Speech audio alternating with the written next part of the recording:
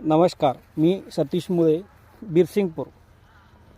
व्यवसायाने नोकरी करत असतानाच शेतीचा विचार मनामध्ये आला व माझे मोठे बंधू राजू फकीरबा मुळे व संजय फकीरबा मुळे यांच्या मार्गदर्शनाखाली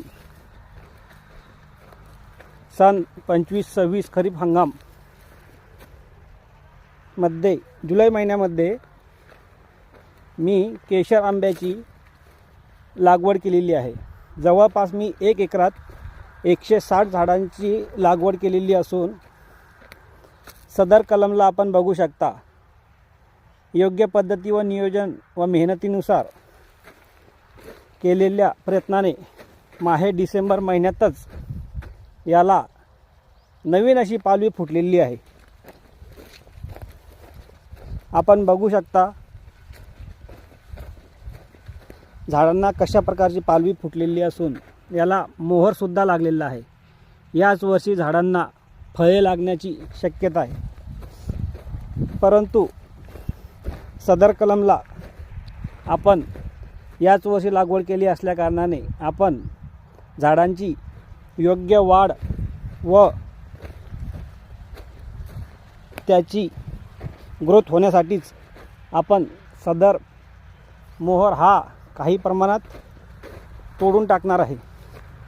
तोडून टाकण्याचे फायदे अशा प्रकारे होते की झाडांची जी वाढण्याची शक्ती असते ती सर्व काही शक्ती ही मोहर म्हणजे त्याला फळ पोसण्यासाठीच खर्चून जाते व त्यामुळेच झाडांची उंची व ज्या नवीन फांद्या येण्याची प्रक्रिया असते त्याला कुठेतरी आळा बसतो.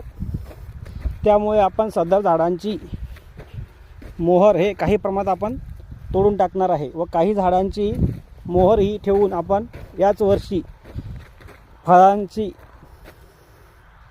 चाखणीसुद्धा करणार आहे.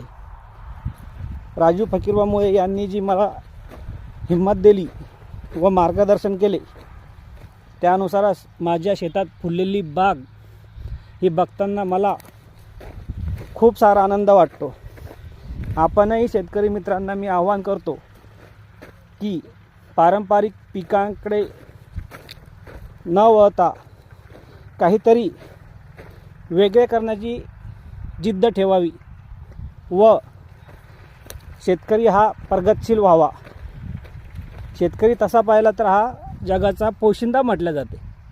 परंतु आज रोजी सोयाबीन व कापूस, हरभरा, गहू या पिकांव्यतिरिक्त आपण इतर पिके घेण्याचा प्रयत्न करत नाही व वारंवार आपण तेच पिकं घेत असल्याकारणाने आपल्या जमिनीची प्रत ही खालावल्या जाते व जमिनीची प्रत खालवल्यामुळे आपल्या जमिनीत होणारे उत्पन्न घटते. उत्पन्न घटते याचा अर्थ काय होतो, आपली प्रगती खुंटते. प्रगती करायची असल्यास काहीतरी वेगळे करण्याचा प्रयत्न करावा. जसे मी आज रोजी नोकरी करत असतानाच माझे वडील बंधू राजू मुळे यांच्या मार्गदर्शनाखाली मी काहीतरी नवीन प्रयोग करण्याचा प्रयत्न करत आहे. बघू हा आता मला कुठपर्यंत घेऊन जातो. सुरुवात तर केली आहे. सुरुवात बघता आनंद वाटतो. मी नोकरी करत असताना शासकीय सुट्टीच्या दिवशी स्वतः शेतामध्ये काम करतो. काम करण्यास स्वतःच्या शेतात काम करण्यासाठी कोणत्याही प्रकारचं